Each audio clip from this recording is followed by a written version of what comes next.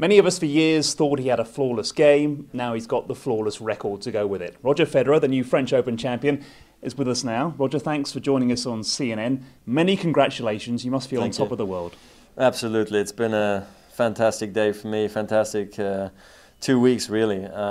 Coming through and getting that elusive French Open title at the end, it's an unbelievable feeling. I always believed that it's good enough to get it, but I think once, holding the trophy and after all that I've been through the last couple of weeks, being so close from defeat at times, is an unbelievable feeling right now. And getting at age 27, where I got my first, my first Grand Slam title at Wimbledon in 2003 when I was way younger. It's a nice feeling having had to wait for so long, and also reaching, the magical number of 14. It's a nice feeling, and I'm so proud right now. You can't believe it.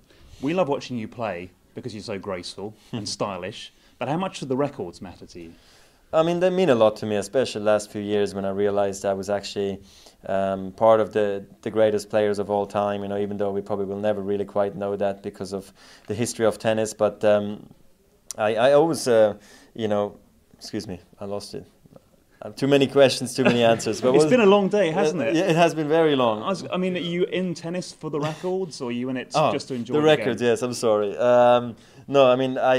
Of course, I would like to break records and be part of them, because I look up to Sampras and Agassi and Laver and you name Lendl and Connors and McEnroe.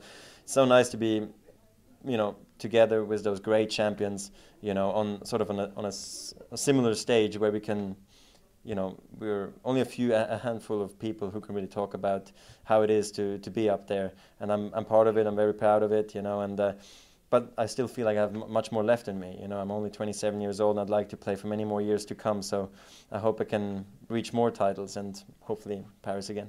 Well, I can tell you, I interviewed Andre Agassi earlier today, and he said whether you won or lost, he was going to give you the cup. Oh, so really? You were always on to a winner. That would have been funny. My final thought is about the future. You said you want to go on for years. People have already questioned your desire before today, but you've proved them wrong once, and you want to keep on proving them wrong. Yeah, for me, there was never really a question if I was going to retire or not. It was, I don't know, I guess it was age. That's a question that just happens, But I was always motivated. That was never a problem for me. I worked extremely hard in the off-season. When I had a week off, I practiced as hard as I could, as the body allowed it to happen.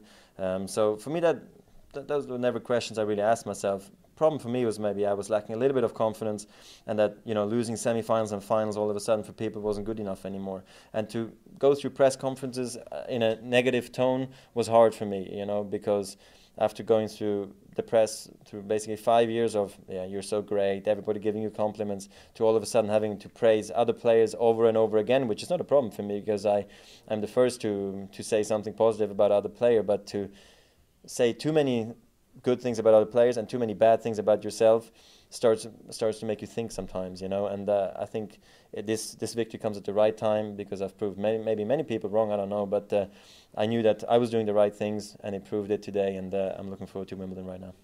Looking forward to Wimbledon. That's a warning to all his rivals. Roger Federer's back.